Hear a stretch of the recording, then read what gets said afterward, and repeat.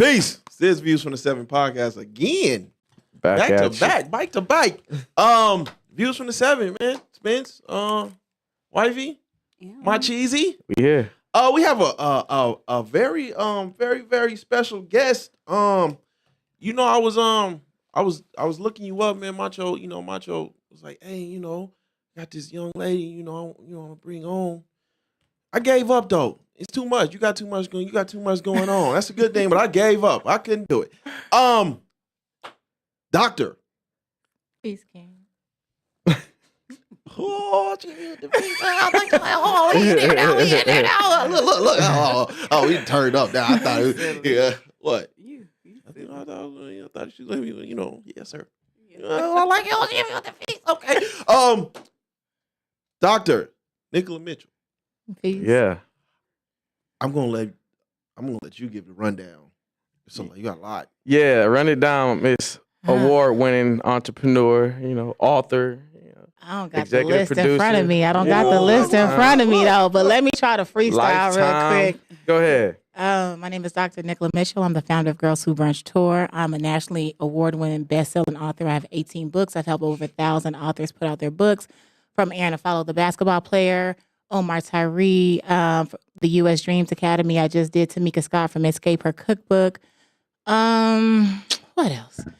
I have many awards. I'm an executive producer for Lifetime Movie Networks. I have the Presidential Lifetime Achievement Award. I just got Nicola Mitchell Day last Sunday in Houston. Shout out. Congratulations. I got the Dr. Forbes, Black Enterprise. I don't know. I got a lot, but praise God, right? Absolutely. Yeah. That's lovely. All from 89106. Ooh, Let 'em know. West Side, West baby. Side. That's Yeah. true, West Side, baby. You do? She got auntie in here. Yeah. Oh, that's what I'm talking about. Your start. Let's talk about it. Okay. I'm originally from Jamaica. I came here when I was 9 years old, and I felt very different, right? Because on the West Side, they really didn't know what Jamaican Caribbean people were. So they used to mess with me for my accent, for my hair, for my glasses. So I was picked on a lot. I was bullied. How old were you? I was 9 years old. Okay. And the first time, that's how I became best friends with Stevie. Shout out to Stevie Washington. This girl actually punched me in my glasses, and Stevie slapped her on the street, and we've been friends ever since. And Shout out to Stevie. Shout out to Stevie. And you have to be tough, or they're gonna keep messing with you, right? Yeah, stand your ground. So they jumped me when I was pregnant with my daughter, Oh, wow. and I ended up having to fight each one of them. And my life was changed in that process because with the devil meant for bad, God meant for good. I met my mentor, Dr. William Sullivan. I should have been tried with charges and stuff like that, and Dr. Sullivan saved me. And he just made me get into the upper bound program. Even though I had a baby, he made sure that I participated. I had issues with men. I was raped when I was 14 the first time at church, and 3 times after that. So I had an issue with men. I had an issue with authority, but I was smart as hell, right? So he was like, your oratory is amazing. I didn't know what oratory meant, right? I was like, okay. And he was like, how do you use all these words? And I was like, I write. I had the Encyclopedia Britannica, and I actually read every book because I didn't go outside because nobody liked me, right? Shout out to the Britannicas. We still 20 volumes. I still got mine. That's I what's did, and I used to read, and I used to just come up with words and stories. And he was like, "Your vocabulary is amazing." So he had me sign up for oratory sessions, and I started competing like that. And I started writing little competitions. I was your girl in high school. I wrote the poems to your boyfriend, girlfriend. They paid me $5. I was an entrepreneur from back in the day. And it started from there. And it was a joke back then, right? I just thought it was extra money for my baby. And I was in a messed up relationship, and shout out to him. And I graduated from college, and it was a dare to write about it. Because I used to write it down in a notebook. High-speed chases with girls, women in the house, just craziness. And they told me to write about it. and I wrote this book, and I'm here. So 18 books later, I'm an overachiever, so I was competing with like Zane and people like that, not Mhm. just like regular self-published authors. I went on my own national tour before I even had a book. I had the first chapter, a poster size copy of the front cover, and postcards, and I sold the book for $10. Pre-sold them. Wow. And so by the time the book one came out, they thought in the literary world that I've been out here already. Right. Became a bestseller in 10 months. That's dope marketing. Yeah. Look, man. Baby was thinking. Baby brilliant. Like, Like That's she brilliant said. marketing. Yeah. And she ain't Yes. even hit the penitentiary. You know what I'm saying? Hey, the love, the penitentiary love knows we going crazy. Yes. And speaking of that, I used to go in the hood in DC and sell outside on Northeast DC with the DC Bookman, the DC Book Diva. I was very shy, and they taught me how to, them hood folks like, tell me about this book. I don't Yeah. care. I had to learn how to sell it in 3 sentences. You know what I'm saying? So Yeah. those experiences allowed me to be who I am now.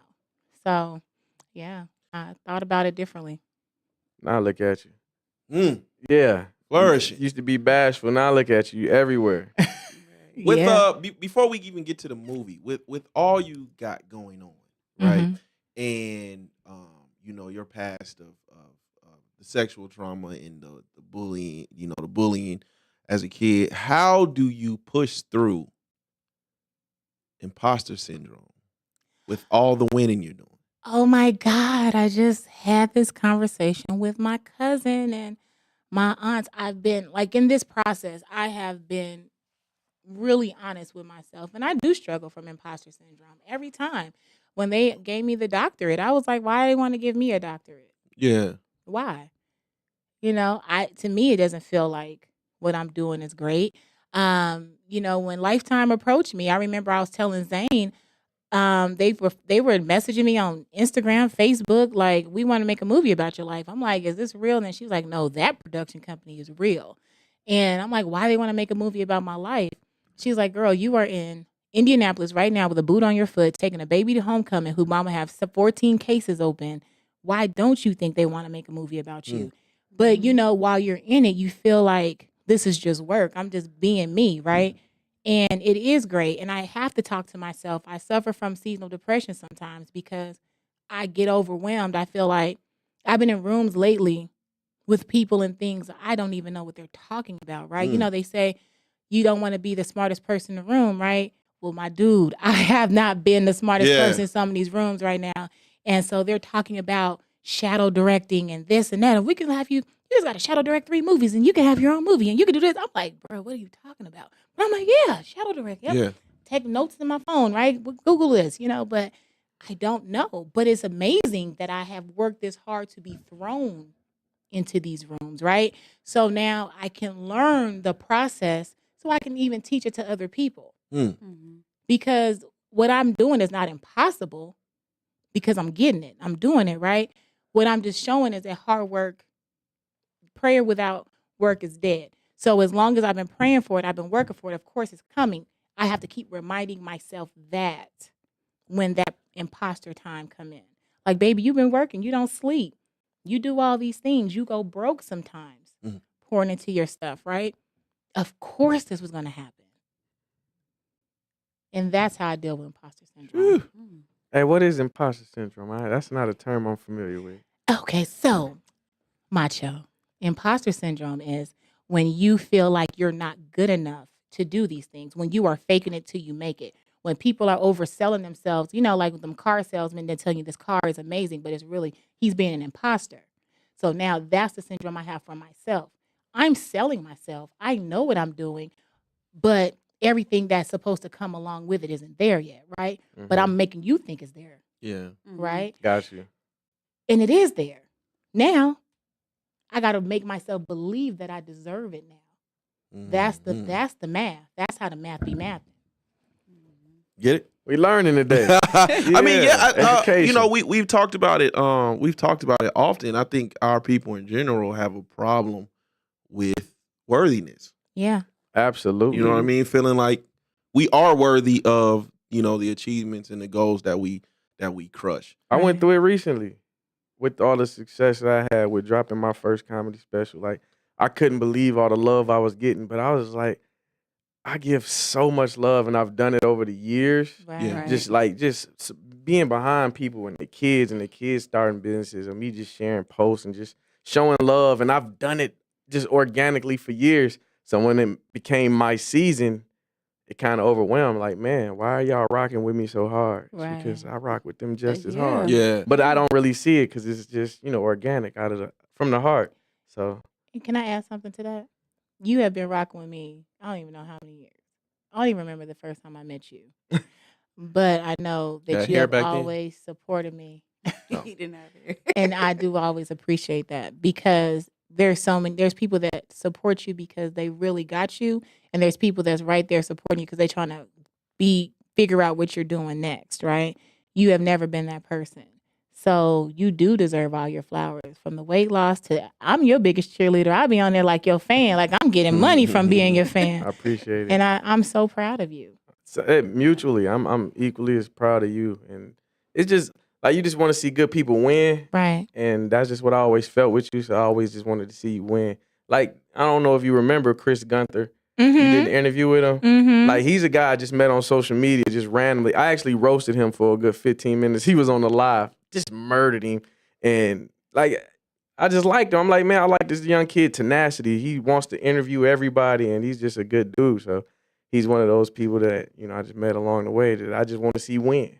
And I was proud of him because he was to be a black press in Lifetime's press. We had a press junket day, Mm-hmm. and he was there with Huffington Post and everything else, and his podcast was there. That's dope. Was he dressed like a young deacon? He sure was. Yeah, you got to see bro suits, man. He look like he gonna Yeah. sell you a Cadillac, man. Oh, we wanted them, Shout out to huh? Chris Gunther, man. Yeah, Shout shout out, out to man. Chris. Pamphlet Poppy. Um, Wife, you got So how do you find balance, like with all of your accomplishments and everything, and you're constantly pouring into everyone else? How do you pour back into yourself? Well, it is impossible to keep pouring from an empty cup. And I had to Mhm. learn that the hard way because I've collapsed a couple of times, right? So I very much instill self-care for myself. I have a closet that I go in and I pray. I wake up every morning at 4:30 in the morning. I go and I pray. I meditate. I tell God, thank you for everything. I ask him to order my steps. And then, everything is off of a calendar. So I'm working on this at this time. I'm working on this at this time.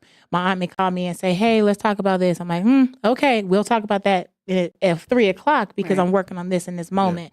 And then I go to the gym. The gym relaxes me. If I don't go to the gym in the morning by 6, my day is bad. Mm-hmm. I have to go to the gym because it helps me clear my mind and help me think. Yeah. And but I do believe in self-care. I get a massage once a week. I get my nails done. I tune things out. When I'm with my family, I'm present. Mhm. I journal a lot still. I write my ideas and my thoughts down. And I also go to therapy. I know a lot of times Black people think going to therapy, one or two things, is either overrated or underrated. And I think that if you're going to therapy for the right reasons, Mhm. and allowing what they're teaching you to work in your life, then it's beneficial. But I think people go to therapy. Some people go to therapy now because it's the trend Right. and talk Yeah. about mental health. Mhm. Just to say you Just to say, yeah, and you're not doing the work. exactly. And I think if you actually are instilling in your life what you're learning from them, that will allow you to be free. Back to your question about the trauma and things like that. I had to forgive everybody and I had to forgive myself because I used to blame myself for these things happening to me, right? But I learned that through therapy, Mm-hmm. So those are the things that I do to find balance. But I do give everything its undivided attention in that moment. I have to, or I'm going to collapse because I used to like, okay, I got to do this. I got to do this. I got to do this. Oh, she need me to do this. Oh, I got to write a resume for him because he asked me. Like, no, I can't. Yeah. And I had to learn how to say no. That was the other thing too. And it's not a bad thing to say no. I can't help you. Not in this season. I can help you with certain things, but I can't do it for you. I used to be the one, because of all the insecurities and the things I went through when I was a kid, I didn't want you to be mad at me. Mm-hmm. So I took on everybody's burdens, everybody's issues, everybody's things because I didn't want Macho to be mad at me because he's my friend or whatever. Nah, bro. Nah, sis. Yeah. I don't need no friends. Right. In this moment, I just need me because me is the only thing that's going to get me to the next level. That's the ugly side of self-care. Yeah. Everybody preach that. You know, you got to take care of yourself. Yeah. But will that apply when I have to tell you no? Right. So that's the ugly side of It's self-care. it's hard. You know what I It mean? is. Like I often say I have a very love-hate relationship with therapy. I'll go, I'll stop going, I'll think about going. I don't want to go. I think dealing with things that truly affected you in a terrible way Mm-hmm. is very hard when you have to face them. You have to talk about them, especially when it is something done to you. Right. At my age, maybe I'll, with wisdom and in time, I'll start thinking differently. But with going to therapy, the thing that I have an issue with is forgiveness. Hmm. I won't say I don't believe in it, but I don't think I could get there. It's more of a content thing. We are content. I'm content with the way things are, but I don't know if I could ever truly forgive, especially when it's things that have been done to me as a person. Okay. So I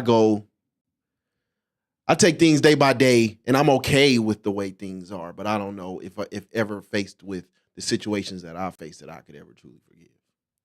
Is that in any instance? Yeah. That's what my question is going to be. Or do you ever forgive people?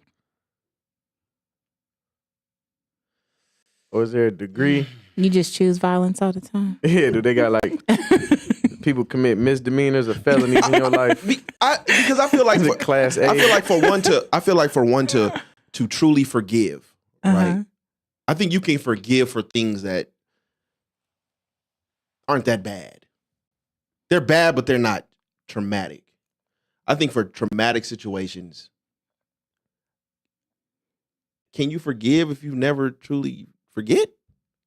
So, forgiving not necessarily mean we're going to be back cool, we're going to be out tomorrow, none of that. Forgiving is that you are making peace with it within yourself. It ain't got nothing to do with them. So you don't have to like them. You don't have to care about them. Yeah. You're just making peace with that in yourself. So that's the forgiveness. So you forgive them. You did that to me. You slapped me. You muffed me. Okay, cool. I accept it. I'm not going to hold up because that anger or whatever it is, that's what make us as Black people die. That's what make the stress be here because we're holding on this. You ain't worth that. When you look at it in that nature, you're not worth me passing out because I'm holding any kind of anger to you. You're not worth that. So that's what that forgiveness means, bruh. We good, bruh. What up, my dude? You know what I'm saying? That's how I look at it. I'm not, but I ain't messing with you. I don't rock with you. I ain't giving you the same stuff I gave you. But I ain't, hey, baby, what's up? Because they want you to be mad. They want you not to talk to them so they can be mad at you. Like, it's justification for what they did. Right. And I always look at forgiveness like getting them, evicting them. Because, you know, when you don't forgive somebody, they just basically living in your head rent free. So, like, I've had to go through some situations where I had to forgive somebody. And I truly knew I forgave when I wanted them, like, I wanted to see them do well. Right. That was the true mark of like, okay, I actually forgave them. I want to see them do well. Yeah. Oh, that's crazy. Maybe I get there one day. Maybe not. I think it's much easier said than done. Absolutely. Because sometimes when you get down to the grit of it, it's like it's a very sobering moment when you have to face the fact that this actually happened to me. Like you did this to me. It hurt me in this way. You can't just pack it away. Right. Like you're actually confronting it. And when you do that, that's like opening up a sore all over again. Yeah. But in order to get to the other side, you have to open it back up. And I think sometimes your heart got to change. Yeah. Your heart definitely got to change. Like, say if it's a relationship situation and it went wrong, you may not be able to forget that person until you feel better and maybe you find somebody else and move on. Now you're like, okay, I got this whole field in my heart. Now I could forgive this person and move forward. Sometimes your heart just has to change. I ain't blocking no ex. I want y'all to see all this come up. Mm. I ain't Of course blocking you no- would. to all Right, my of course exes you out would. there. Hey y'all. Queen shining. So, okay, since we're on forgiveness right now, with everything that's been going on with you, what is your relationship with the church?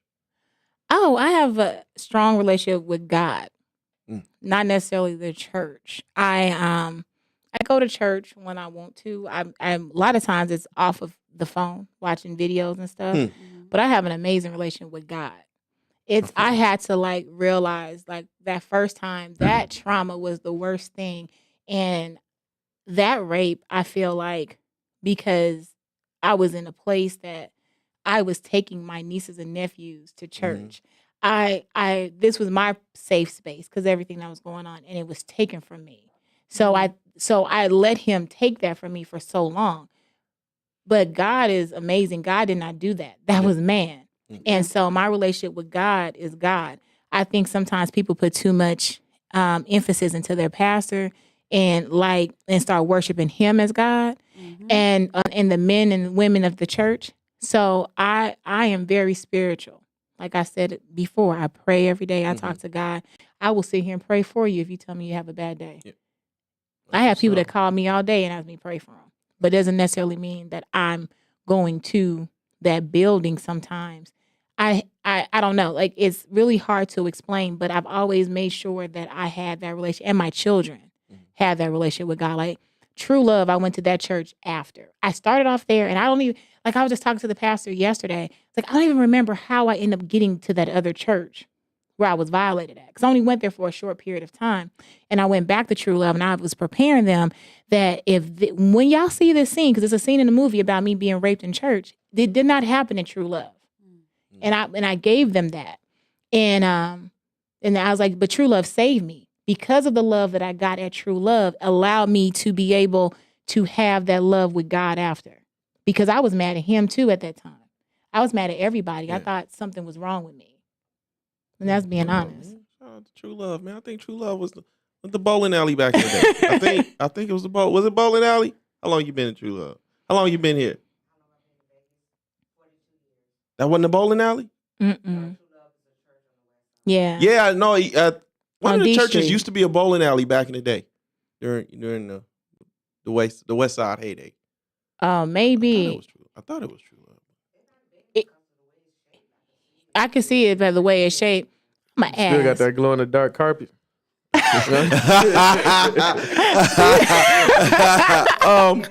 It might be. No, I'm going to ask because when I read my grandmother's obituary, it said something about the pastor being, she was with him at the other church.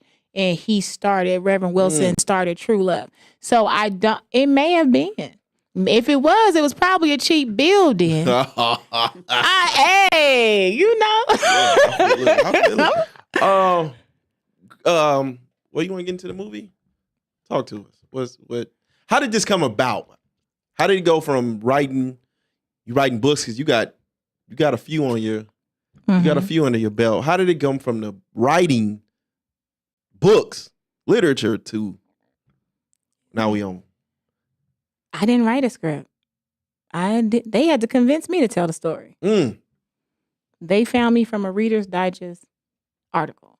Wow. I won the L'Oreal Paris Women of Worth Award in 2019. And I remember they were like, what media outlets do you want to be interviewed on? Right? And I was like, The Breakfast Club, Roland Martin. And they was like, nah, sis, you on Reader's Digest. I was offended, bruh. Yeah. I was like, Reader's Digest? That's old white people. Like, what are you talking about? Like, nobody for me is going to be reading Reader's Digest. But I did it. I listened to them. And they, God had this already ordained because that article in 2019 that was written about me, I spoke so highly about my mentor that they did a second article about me and Dr. Sullivan. And then in 2021, they refreshed the article, like they ran it like it was new.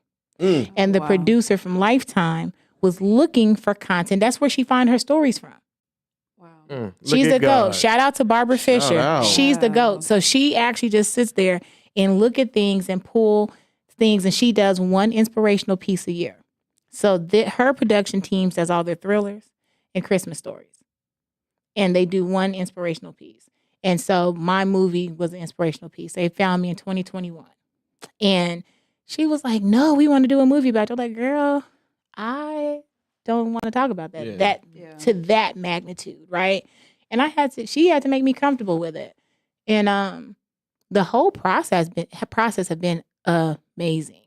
Like, I did not think it could be this easy, because as a writer, I think you have to pitch it, you got to do this, you got to do that. Reader's Digest article, bro. Mm. So for everybody that's out here that's working, just continue to work, because you don't know who's watching you. That was in 2019, 2021. And then L'Oreal Paris is also sponsoring all the merch. There's 300 bags at my mom's house right now, my godmother's house, that they sent stuffed with personal letters and stuff. You know, they send bags to every city, right? So you see how that just rewound, like, that's so dope. And they sponsor every city I go to, and I'm on a 23 city tour. That's what's up. Back home, huh? And back home. Back home. You at the West Side, right? West Side Yeah, Library? that was my Shout very out, first man. job. That was my very first job. I Full worked in the circle. library. Wow. It all comes full Wow. circle. Across the street from where I grew up, I used to walk past that library every day, going to Jimmy's and Mario. Jimmy's before Mario's was Jimmy's. Mhm. That's how long ago I was here. Shout out, man. Yeah. That's crazy. So what made you want to start the Girls Who the Girls Who Brunch tour? How did that start? I was in a very bad place. My mother had just died. I was 6 months pregnant, 6.5 months pregnant, and I lost my son. And my mom died like 2 weeks later. So I was in a super messed up place. And then I don't know if you guys remember, my goddaughter was murdered. Jade Morris, her stepmother, stabbed her 40 times. It made national news. That happened here. And so Brenda was pleading guilty. So, you know, when they plead guilty, you have to tell the story of what you did to take the guilty plea. So they flew me back in because when her mother went to 10 years ago, 2012, well, this many more years than that, but at that time in 2012, she had went to the police station, walked around the corner to the police station and said her daughter is missing. They never even made a missing person report for her. So it wasn't until author Nicola Mitchell's goddaughter is missing that it became national news. Shout out to Black and Missing Foundation. They made it national news and whatever. And so with that process, now I had to come for everything. So mind you, my mama just died, my baby just died, and I got to fly back here, listen to this lady say what she did, and then she recounted it. But I was booked a year ahead to speak at an event in Charleston, South Carolina. I almost didn't go. I legit left Las Vegas and went to Charleston. So the state of mind that I was in was really jacked up. And I got there, my sister made me go.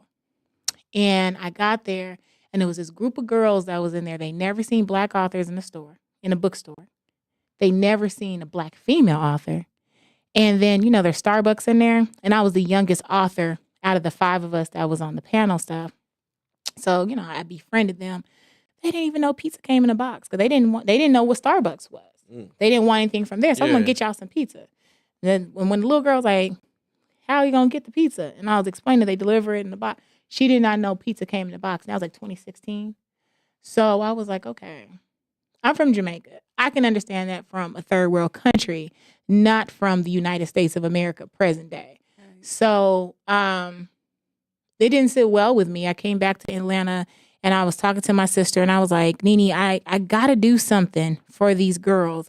I don't know what I'm doing. So the book club that brought me, I called them, shout out to Divas Read Book Tour Retreat, because they were like, oh, well, come back here. There's a event on a Saturday. So I went out there. We met for breakfast. They were asking me what I want to do. I'm like, I don't know. On that Saturday at that event, I met the superintendent of the school district. I met a principal of a school. I met the person who ran the community center. They were all across the street from each other. And they gave me everything. I didn't even have a name.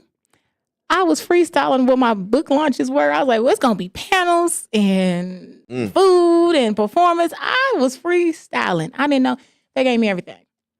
So I had to do it. Yeah. So I used my marketing skills from being a blogger. And I had bought some stock photos of girls having fun and just did it myself and just marketed that. So by the time we did the first city, and I said we named it Girls Who Brunch because everybody was brunching at that time, right? So, okay. Still.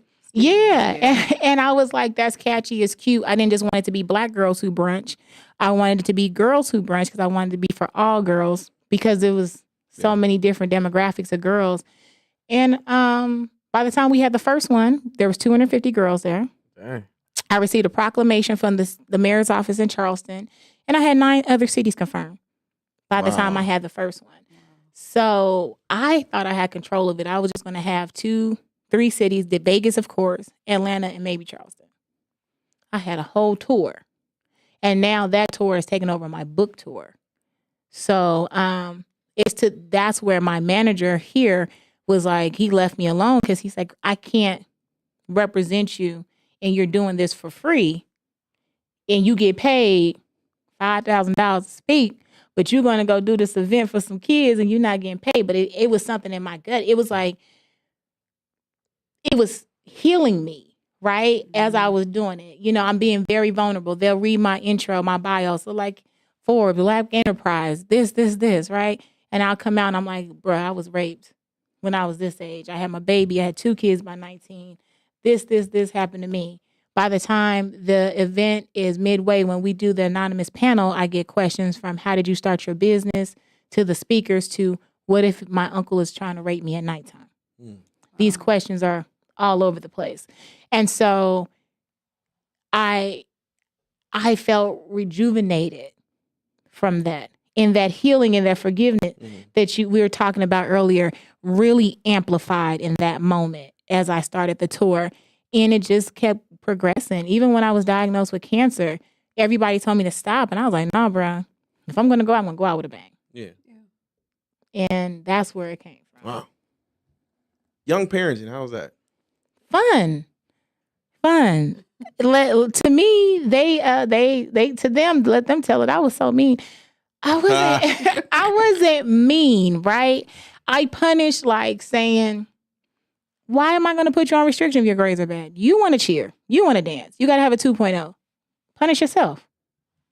They were like, you just so sarcastic. I'm like, but it's the truth. It's the truth, though. Like, what you want? This is what you earn. Shout out to my kids. I got 2 HBCU graduates. One is Shout out to you. she's a CPS worker for the state of Texas. My youngest has a salon, and she's an influencer. She just landed a contract with Dove for a year. Oh, wow. So, like, yeah, my kids are amazing. To be a 14-year-old pregnant, 15-year-old 5 days after I birthed her mother. That's what's up, man. See, yeah, man, look at God, man. Because, look, man, that don't normally happen. Young parenting. Yeah. Especially, you know, a parent that has been through some stuff. You know what I mean? You know, speaking for myself, because, you know, I'm kind of, you know, I'm saying, kind of messed up in there, you know what I'm saying? But, you know, I think having kids, you know, speaking of, you know, OGs and stuff, having kids at a younger age, you know, as you get older, you spend so much of your time double backing, you know what I mean? Trying to rewrite what you were teaching back then. Yeah. You know what I mean? So it's almost like you double back. And so you don't really, by the time you into this parental mode, it's like over almost. You know what I mean? That's why I know I tweeted it before. I might have said it on this podcast, but I was like, your youngest children will get the best of you as a parent. Yeah. It's true. Yeah. It is true. Because you done learned so much. I don't even want to say made mistakes. You've learned so much from the time you had the first one to the last one. Like, that last one is going to get the best of you as a dad or a mom. For me, now, if my 8-year-old he'll be 9 now. If my 9-year-old was still here, probably. Because I live good now, right? My daughter said one day, she's like, dang, mama, I'm like, baby, you out my pockets. I ain't paying for tuition.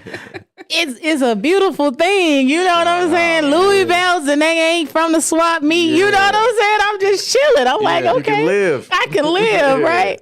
And so she like, mommy, I'm so proud of you. But I think if Chance was here, yes, he would have an amazing life, right?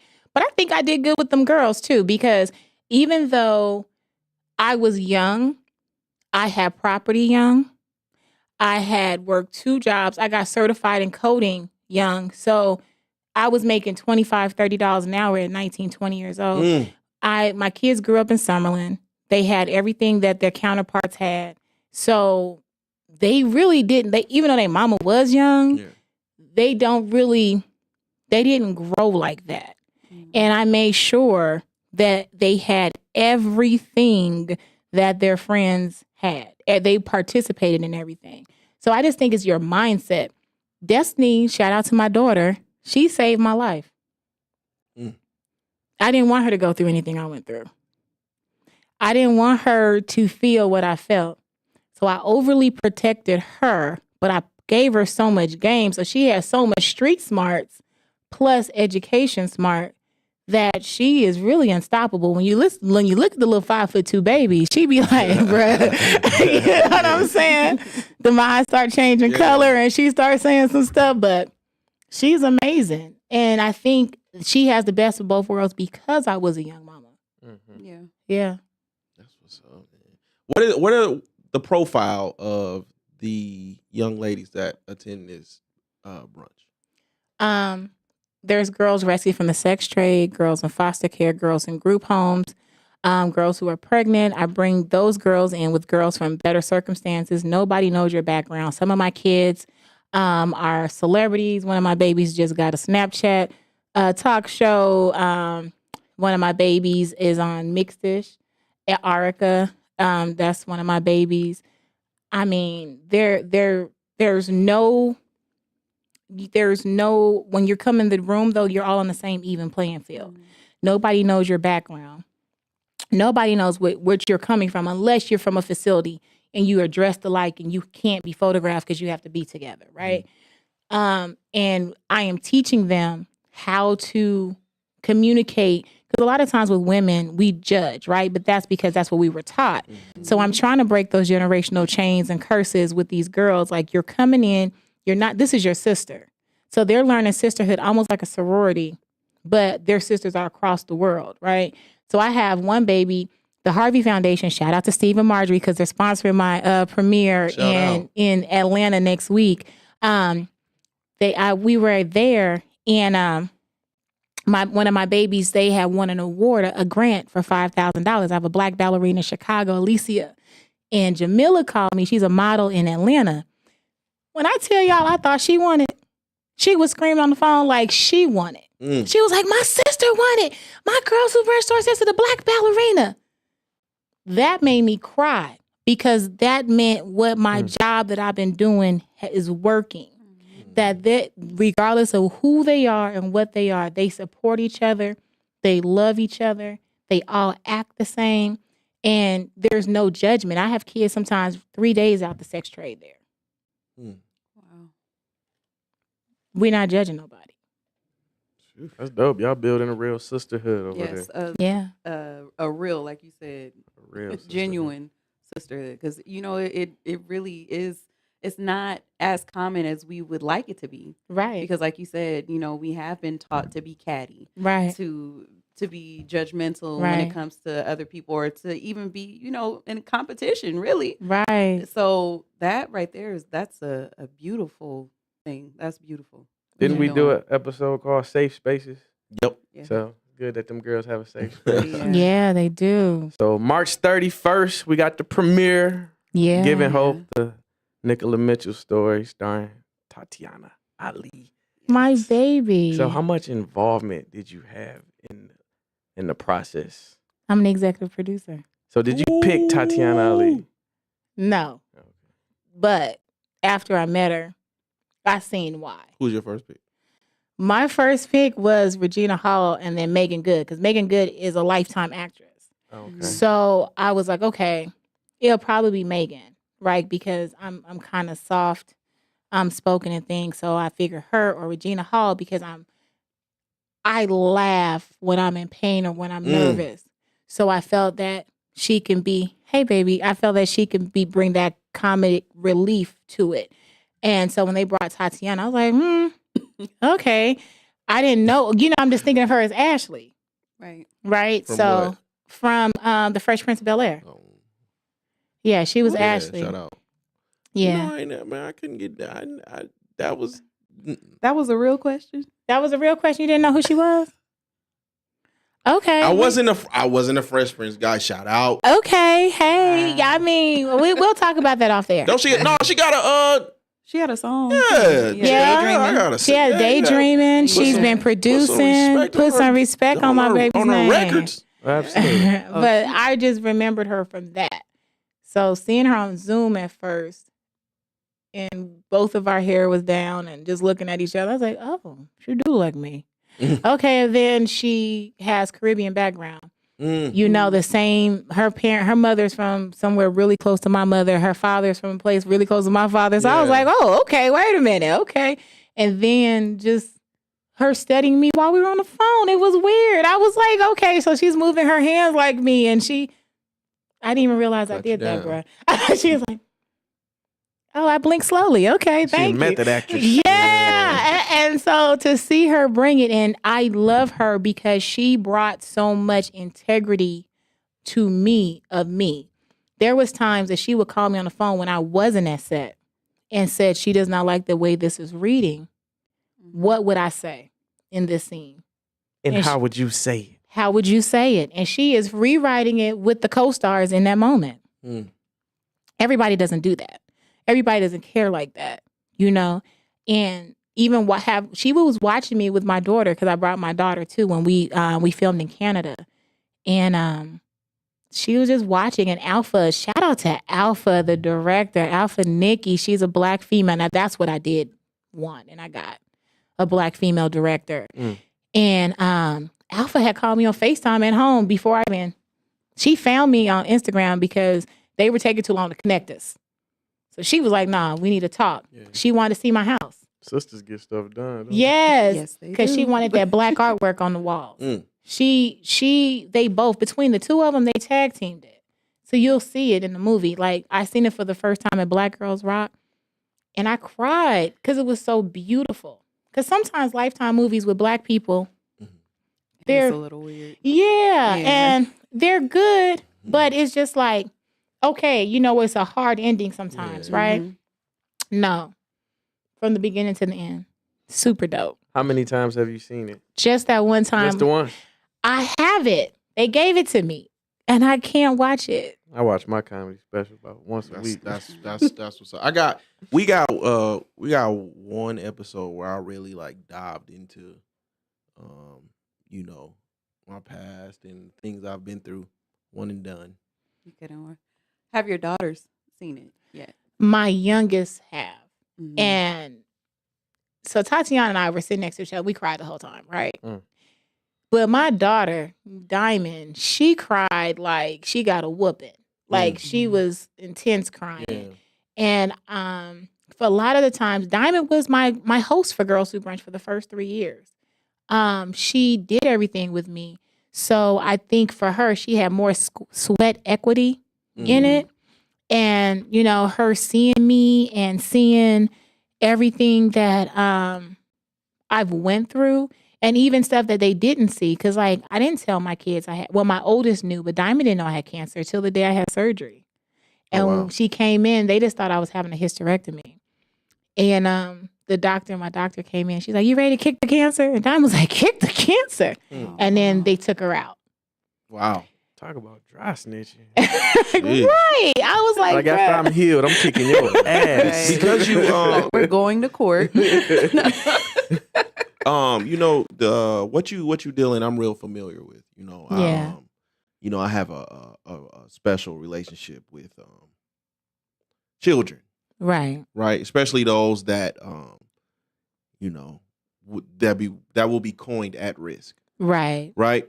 And so that's the thing I do enjoy is that when I'm out with my family, there are not too many kids that walk past me that don't know who I am. Yes. Right. and I hold that dear. But what I do know is that, you know, some of our babies fall through the cracks. And I want to ask you, do you feel or do you think a lot of kids are bypassed Mm-hmm. because they're in a 2-parent household?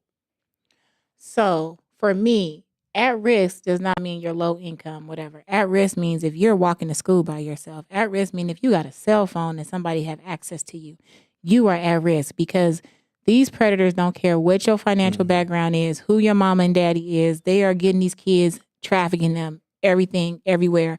So it doesn't matter. So any kid is at risk to me. One. So they're not being bypassed. Now, what I do feel sometimes, they over-sexualize and they over-criminalize our Black girls. So our Black girls, period, no matter what demographic they are the ones that sometimes lose out on things because it's automatic for them to be bad. I have a case in Chicago. We shut down the Grand Hotel and we create a movement. My movement is called Protect Black Girls. And within my movement, I really hone in to those girls who are not protected because I'm looking at this 10-year-old baby who was trafficked 5 times. Yeah. She was in this hotel. The maid called and said the police was like, this does not look right. Yeah. Right? The police came, took her home, and let him go. Now, the first question that's always asked to me is, well, what does she look like? She looks like a 7-year-old kid. Let's talk about it. She doesn't have any body, but she's been trafficked. They don't care. So our Black girls are the ones who are usually overlooked for things. And if they get in trouble, it's their fault. They deserve it. And so my movement with Girls Who Brunch and Protect Black Girls is, number one, I protect all girls, but I got to protect Black first because I'm Black first. So I'm going to protect Black girls first.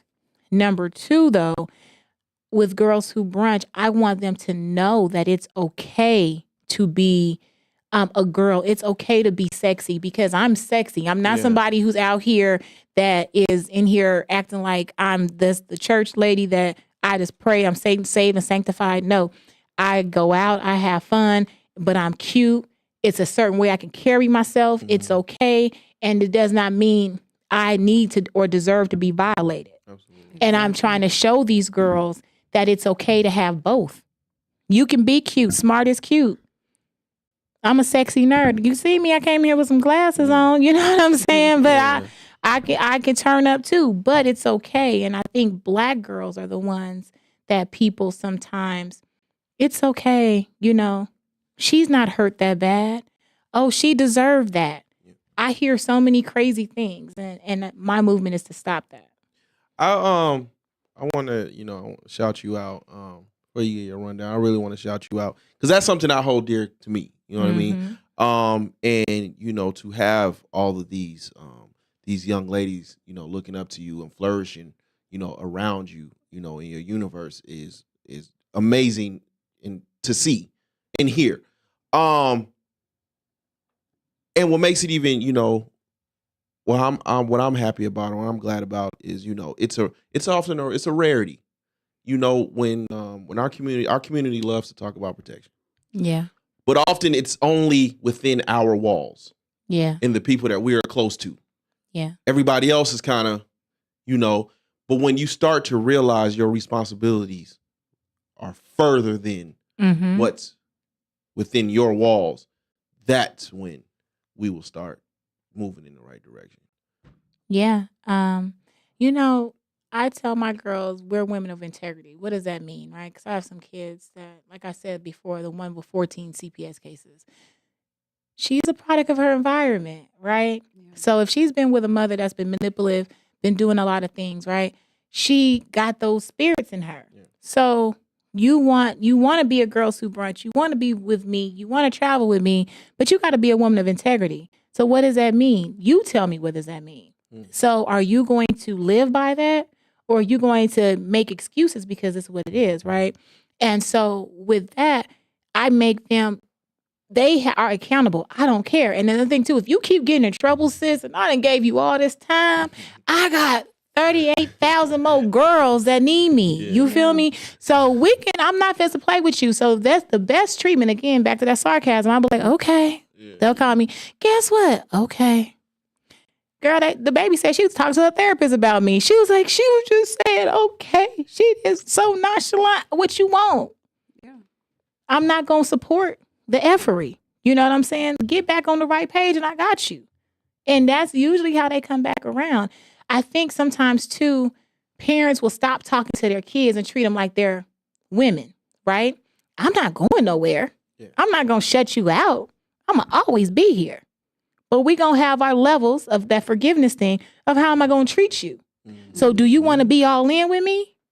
If you want to be all in with me and call me every time or whatever, she was just calling me when I was walking into the door. I'm like, you okay? You know what I'm saying? But there's a level. You have to be a certain breed. And when I say breed of how you're training yourself to have access to me full time. But they all have access. It's like you start at school with an A. Mhm. Okay, you get to a D, you don't got access to me like that no Right. more. It's a privilege. Oh, I ain't got nothing. I'll tell you, man. Preach it up here, man. We're going to put that in the book of Luke. I know, right? You guys got anything for we? So out of your 18 books, Mm-hmm. do you have a favorite, like one that's like near and dear to your heart that stands out of all of them? I got a couple. Uh-huh. He's my favorite mistake. Because we all got a favorite mistake. Right? We all got a favorite mistake. What was I supposed to do? That's a book.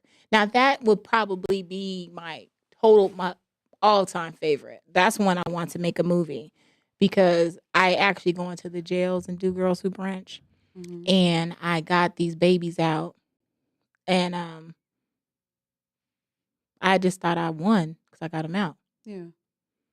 Life still was lifing. Mm-hmm. And so when I found out that things were still happening after I got, especially one out, she went back to prostituting and things. It made me look back and was like, okay, you got to make another approach because if they're going home to hell, right? Even though you did this, you got to clean the whole house. So it's more than just this event. And so that's what the book is about. It's my fictional story. So what happened in the book, some of it happened, but the rest is my mind. Mm-hmm. But I did combine some of the voices of mothers, how badly they speak to their daughters, how they are jealous of their daughters, how they have witnessed things happen to their daughters. And I had a child tell her mother in front of me on FaceTime how she was violated. And her mother looked at her, and I wouldn't believe if I wasn't on FaceTime. My mother said, are you going to wash your clothes or not? Jeez. So, Right. but again, why did she do that? Because that is what she was taught. So again, what was she supposed to do? Now, if she goes out and starts stealing or start hoeing or start whatever else, is it really bad if all these things are happening? So again, I want to humanize my babies. I want you to see what they're going through. So then that protection can be mandatory because sometimes we see a child that is bad, that is fast, that's getting ran trains on them and all these other things. But what brought them there?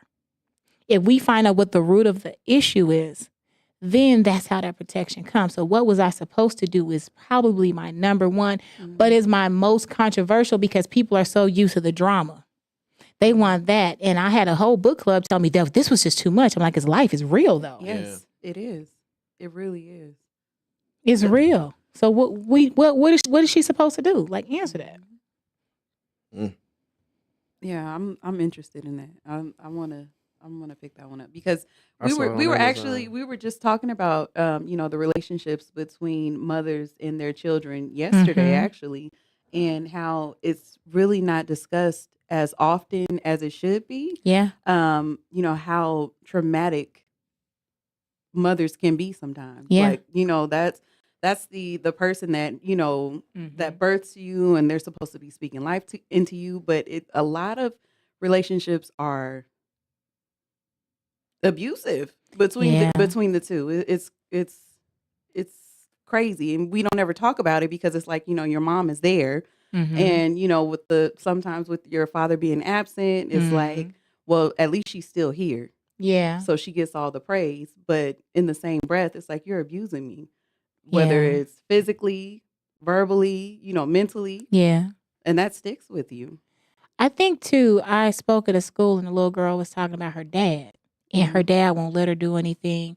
Her dad just is mean and whatever. And I'm like, from the era that we came in, nobody communicated with us. So we don't really know how to communicate Mhm. because you were just told to deal with it. It's okay, shut up, man up, go do this. So now we are a society with these new kind of kids that want to talk about everything and whatever, Mhm. right?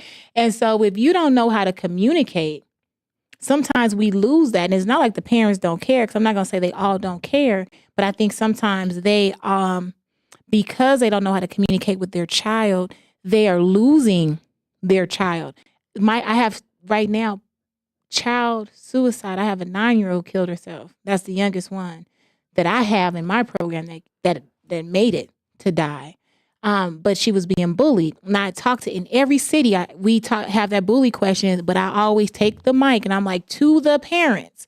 The same way when your homegirl call you and you listen to her talk about her man, and your mama call you, whoever else call you, and you can listen and you give your man, whoever, you gotta give your child that attention. If your Yeah. child's saying that something is going on, you gotta give them that attention because they are not as strong as we were. And this type of bullying is different. I used to get beat up and fought and attacked, but I went home and I was done with it. These kids get beat up, whatever, and then they go home. Now they on Facebook and they talking about them. They on It's still going Instagram, on. they Yeah. talking about them. So it does never turn off. So what do you do? If your mama's not listening to you, you can't deal with it at school, what's the next thing? And then they got all these things like Discord and stuff like that that's giving them blueprints how to kill Yeah. themselves. Yeah. I think the communication has changed so much.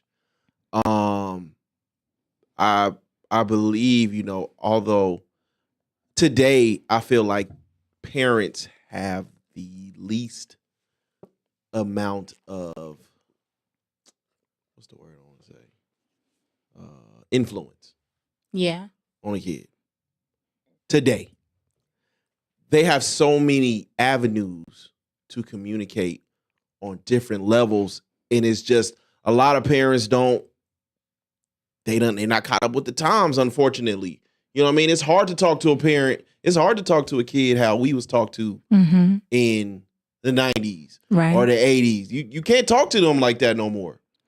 But the thing is, I don't think the parents are without the time. These parents is on Facebook and Instagram too. I think sometimes that devices is taking up so much of their time that they're sitting there scrolling, and they're not even paying attention to what their child is scrolling on. Intentional parents. So you have to be intentional. I went out. Shout out to Suzette. Suzette used to be on Black Ink. She's Caesar's ex-girlfriend. We went to dinner on Sunday, and 2 of her girls are my ambassadors. And when we sat at that table, all of them had a device, and she said, "Put your phones up. We're about to eat dinner." Yeah. That I'm looking at her. I'm like, "Come on, sis." Yeah, that's how I am, man. When Yeah. we kicking it, I'm not. Yeah. Yeah. And she did that. But everybody's not doing that. Usually at a table, mama got her phone, that one got her phone, the kid got a phone. They like, "Mama, look, this is funny. TikTok is running everything." And I think if the parents give their child, again, that attention, the world would be endless of possibilities and opportunities. But sometimes, too, I have some parents that give their kids too much attention and look at their kids like a brand, Mhm. right? That they're still not listening to them on the subjects that they need to listen to them about. Mm. So it's a Yeah, it's yeah. the lines are blurred these days. Yeah. It's shout out to anybody going out there. Shout out to the kids. Shout out to the parents, man. It's it's Yeah. like luck these days. You know what I mean? I know some great parents that tragic things have happened to them. I know some terrible parents that's winning. Yeah. It's Yeah. the Life. lines have. Yeah. This is life. As life be lifing. Did y'all see the video of the lady that she heard her son was clowning in school, and she went to the school dressed like a clown, and she followed him around, and she got her video, like she's recording video, like she's dressed as a clown. She embarrassing him. This is his punishment for acting up in school. And I asked on the post, I said, why isn't this considered bullying? Because it is. Because that's exactly what it is. Yeah, it is. That's exactly what Dude it gonna is. respond, first of all, that's her child, and she can't whoop his ass because today it's all soft out here. You must don't have kids, clown. I was like, okay. Yeah. Man. Oh It's, my gosh. you know. But and in situations like that, the parents, they're seeking, like, they're doing Viral. that. Yeah, they're trying to go viral. So Yes. it's like, are you really here to punish your son for acting out, or are you here for your viral moment? Yeah. Probably more the latter. But that's the era. Yeah. That's the era we in, though. You Yeah. know, we more of we trying to record the moment instead of being in the moment. Yeah. Yeah. And so it's tough when everything you're doing is to be seen. Yeah. And that, unfortunately, that includes parenting. I appreciate you. I know you got it's a sold out event. Bruh, it's sold out. Hey, y'all. It's sold out. I'll try to y'all- watch from the gym. If you want to come, just get there early. That's all I can say. I'm gonna tell you the time to get. Bruh, I've been getting people texting me today. I done flew into town. Don't be bullying me. That's bullying. Did you just That's say bullying. that? That's bullying. Don't be hitting me. But shout out to Boss Man Q. Kid Capri's son is here in town. He done flew in to come see it, right? I got all this love from people that I've met along the way that is just here. Shout out to Tatiana Ali. Shout out. She'll be here in the morning. She got babies, so she'll be here in the morning. But yeah. Before we She let you flying go, in from Bel Air. because are you wrapping it? Go ahead. Before we let you go, I just want to know, how was it when you met Terry McMillan? Like, how was that moment? Who's that? Terry The McMillan. author. Who is that? Wait to exhale. Man, Stella. look, Stella man. got a She was groove Stella. back. Terry. Okay, so shout out. I'm shouting out to so many people. I got so many people in my network. Yeah, this a game album. They name dropping. Shout out to my best friend Tamika Newhouse. She is the founder of Black Writers Weekend, and she is in her 16th year of Black Writers Weekend. And she brought Terry McMillan in last year. So I'm in the green room with Terry, me and my daughter, and we just chopped it up. She was just like so cool. She prayed on my daughter. She spoke so much life into her. She was like, "How old are you? What are you doing? You doing makeup? You doing this? Da da da." And she was just like so cool. She gave so much advice. It was just a great conversation. We was in there for about an hour. So she wrote Stella Got a Groove Back? Yeah, she wrote all Yeah. the books. She's Wasn't that the about her though? Wasn't she Stella? she was Stella. Yeah, So she was she Stella. was really the gatekeeper on Black people getting big book contracts. Okay. So she was like Gotta do one my of the very Googles. first ones that actually got major, like $1 million deals. My brother Omar Tyree, he's another one. My sister Yeah. Zane, she's another one. Mhm. They all just went the way, and to be able to have them pour into me. Yeah, that's love. And Zane, like, I love her so much. She is like my security. She my agent. She my everything. She is speaking on my behalf, and is to have your person that you idolized now speak about you so highly. Mhm. Like Zane would get here and tell you my whole bio. Yeah. That's love. I was way too young reading Addicted. Girl, tell me I remember about it. Way too young. You want to hear a fun fact about Zane? Yeah, go ahead. She went for 5 years not letting anybody know that she was Zane. I knew that.